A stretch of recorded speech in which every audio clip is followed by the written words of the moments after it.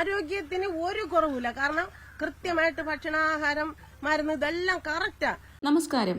നെയ്യാറ്റിൻകര മണിയാശൻ എന്ന ഗോപൻ സ്വാമിയുടെ വിവാദ സമാധി ആഴ്ചകൾ പിന്നിട്ടപ്പോഴാണ് അദ്ദേഹത്തിന്റെ പോസ്റ്റ്മോർട്ടം റിപ്പോർട്ട് വന്നിരിക്കുന്നത്. തലയിലും മുഖത്തും മൂക്കിലും ചതവുകളുണ്ടെന്നും അത് മരണകാരണമല്ല എന്നുമാണ് റിപ്പോർട്ട്. കരളിനും വൃക്കയ്ക്കും ഗുരുതര രോഗം പിടിപെട്ടിരുന്നു എന്നും പോസ്റ്റ്മോർട്ടം റിപ്പോർട്ടിലുണ്ട്. രാസപരിശോധനാ ഫലം ഇതുവരെ വന്നിട്ടില്ല. രാസപരിശോധനാ ഫലം കൂടി വന്നെങ്കിൽ മാത്രമേ മരണം കൊലപാതകമാണോ എന്ന് പറയാൻ സാധിക്കൂ എന്നാണ് ഫോറൻസിക് വിദഗ്ധരുടെ അഭിപ്രായം.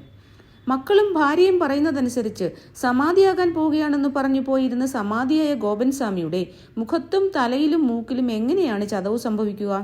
അതുപോലെ എല്ലാ ദിവസവും മരുന്ന് കഴിച്ച് ആരോഗ്യവാനായിരുന്നു എന്ന് പറയുന്ന ഗോപൻ സ്വാമി എങ്ങനെ ഇത്രയും ഗുരുതരമായ കരൾ രോഗവും വൃക്കരോഗവും പിടിപെട്ടു?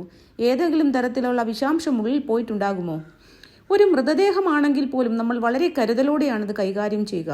അപ്പോൾ പിന്നെ ആരും പിടിക്കേണ്ട സാഹചര്യം പോലും ഇല്ലാതെ സ്വയം സമാധിയാകാൻ പോയ ഒരു മനുഷ്യന്റെ തലയിലും മുഖത്തും മൂക്കിലുമൊക്കെ ചതവ് പറ്റിയതായി പറയുന്നു. എങ്ങനെയാണ് ഇതൊക്കെ ഉണ്ടാവുക? അന്നത്തെ ഗോപൻ സ്വാമിയുടെ സമാധി യാത്രയിലൂടെ നമുക്കൊന്ന് പോയാലോ? ഗോപൻ സ്വാമി രാവിലെ ഉണരുന്നു. പല്ലുതേപ്പ് ഉൾപ്പെടെയുള്ള പ്രാഥമിക കാര്യങ്ങൾ ചെയ്ത ശേഷം ഭാര്യയിൽ നിന്ന് കുറച്ച് കഞ്ഞി വാങ്ങി കുടിക്കുന്നു. അതിനുശേഷം പ്രഷറിന്റെയും ഷുഗറിന്റെയും മെഡിസിൻ എടുക്കുന്നു. എന്നിട്ട് സമാധിയാകാൻ വേണ്ടി പോകുകയാണ് എന്ന് ഭാര്യയോടും ഇളയ മകനോടും പറയുന്നു. അവർ സന്തോഷത്തോടെ അദ്ദേഹത്തിനെ യാത്രയാക്കുന്നു. കുറച്ചു കഴിഞ്ഞ് മകൻ ചെന്ന് നോക്കുമ്പോൾ അച്ഛൻ സമാധിയായി കൊണ്ടിരിക്കുന്നു. കൈ രണ്ടും പൊക്കി വെച്ചിരിക്കുന്നു. പെട്ടെന്ന് കുനിഞ്ഞ് അച്ഛന്റെ അനുഗ്രഹം വാങ്ങി. അച്ഛൻ കൈ തലയിൽ വെച്ചു അനുഗ്രഹിച്ചു. ഇനി മകന്റെ വാക്കിൽ നിന്ന്. 10:30 അച്ഛവിടെ പറഞ്ഞത്. ഈ പ്രാണായാമ കർമ്മം തുടങ്ങുന്നതിന് 10:30 ഇരുന്നു. ആ പത്മപീഠത്തിൽ 10:30 ഇരുന്ന് പ്രാണായാമം പൂർത്തിയായി. അതായത് ഈ ഓരോ ജീവകലകൾ ഉണർത്തണം. ഹിന്ദു ആചാരപ്രകാരം, ഹിന്ദു ധർമ്മപ്രകാരം ഓരോരുത്തർക്കും അവരൊരു സമാധിയാകുവാൻ വേണ്ടിയിട്ട് നാട്ടുകാരുടെ സർട്ടിഫിക്കറ്റിന്റെ ആവശ്യമില്ല. മനസ്സിലാക്കണം. ഒരാൾ സമാധിയാവണമെങ്കിൽ നാട്ടുകാർക്ക് എന്തിനാ സർട്ടിഫിക്കറ്റ്? നാട്ടുകാർ സർട്ടിഫിക്കറ്റ് മാറ്റിക്കൊണ്ട് അച്ഛന് കയറി ഇരിക്കാൻ പറ്റുമോ? സമാധി എന്ന് പറയുന്നത് ഏകാഗ്രതയാണ് ആവശ്യം.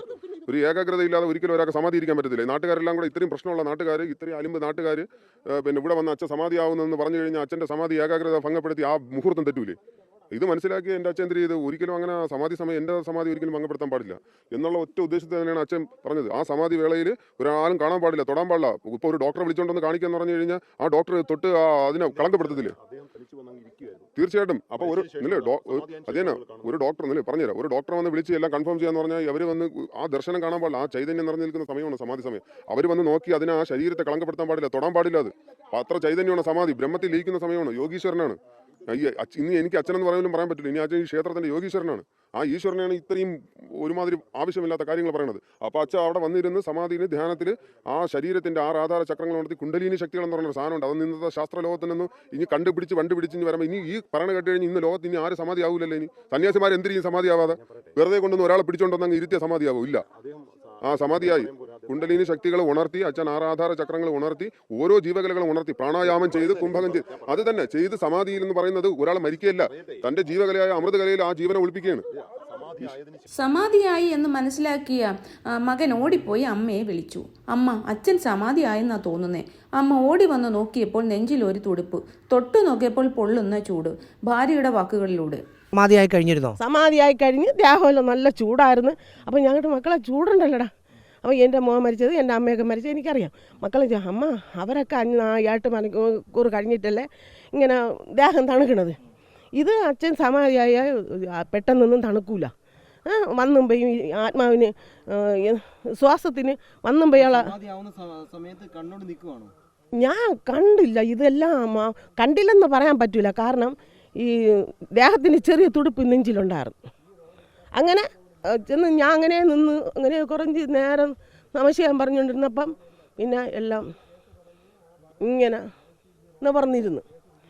അവർ രണ്ടുപേരും അച്ഛൻ സമാധിയായി എന്ന് ഉറപ്പിച്ചു. സമാധിയായി എന്ന് മനസ്സിലാക്കിയ ശേഷം ഇളയ മകൻ മൂത്ത മകനെ വിളിച്ചു വരുത്തി.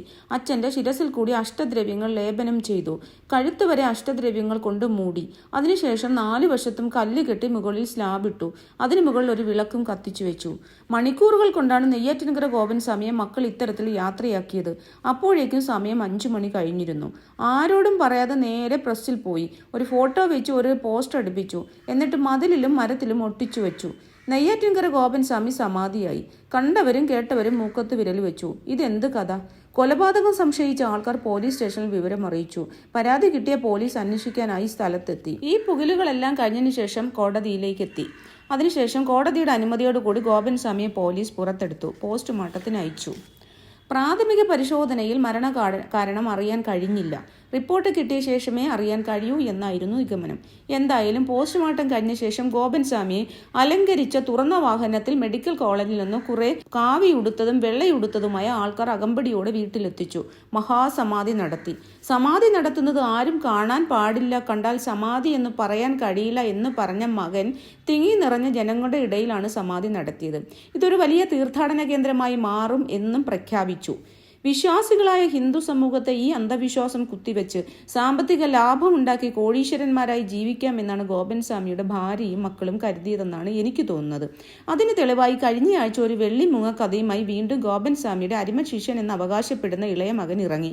അച്ഛൻ്റെ സമാധിത്തറയിൽ പൂജ നടത്തുമ്പോൾ എന്നും ഒരു വെള്ളിമുങ്ങ സ്ഥിരം വരുന്നുണ്ടെന്നും പൂജ കഴിയുമ്പോൾ അത് പറന്നു പോകും എന്നും പറയുന്നു.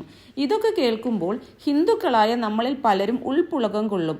ഒരു ഹിന്ദുവായ ഞാനും ഉൾപ്പുളകം കൊണ്ടു. പക്ഷേ വെള്ളിമുങ്ങ എന്ന് പറയുന്ന പക്ഷി എത്തുന്നുണ്ടോ എന്നും ഉണ്ടെങ്കിൽ അത് എങ്ങനെ അവിടെ എത്തിയെന്നും പോലീസും വനംവകുപ്പും അന്വേഷിക്കണം. കാരണം ഒരു ക്രിമിനൽ ലോയറായ എനിക്ക് തോന്നിയ ഒരു തോന്നലാണിത്.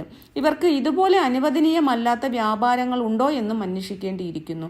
അതോ വീണ്ടും കള്ളക്കഥകൾ ഉണ്ടാക്കി വിശ്വാസി സമൂഹത്തെ ആകർഷിപ്പിച്ച് വൻ തീർത്ഥാടന കേന്ദ്രമാക്കി മാറ്റി സാമ്പത്തിക ലാഭമുണ്ടാക്കാനാണോ എന്നും നമ്മൾ സംശയിക്കേണ്ടിയിരിക്കുന്നു. എന്തായാലും സ്വാഭാവികമായി ഒരു സ്ഥലത്ത് പോയിരുന്ന് സമാധിയായി എന്ന് പറയപ്പെടുന്ന ഗോപൻ സ്വാമിയുടെ മുഖത്തും തലയിലും മൂക്കിലും എങ്ങനെ ചതവുകൾ ഉണ്ടായി? അതുപോലെ കൃത്യമായി മരുന്ന് കഴിച്ച് ഭക്ഷണം കഴിച്ച് ജീവിച്ചു കൊണ്ടിരുന്ന ഗോപൻ സ്വാമിക്ക് ഗുരുതരമായ കരൾ രോഗവും വൃക്കരോഗവും എങ്ങനെയാണ് പിടിപെട്ടത്? വിഷാംശം ഉള്ളിൽ ചെന്നിട്ടാണോ ഇതൊക്കെ എന്ന് നമ്മൾ വിശദമായി അന്വേഷിക്കണം. നമ്മളല്ല, പോലീസാണ് അന്വേഷിക്കേണ്ടത്. എന്തായാലും അവസാനത്തെ പോസ്റ്റ്മോർട്ടം റിപ്പോർട്ട് വരുന്നത് വരെ കാത്തിരിക്കുക തന്നെ നിർവാഹമുള്ളൂ.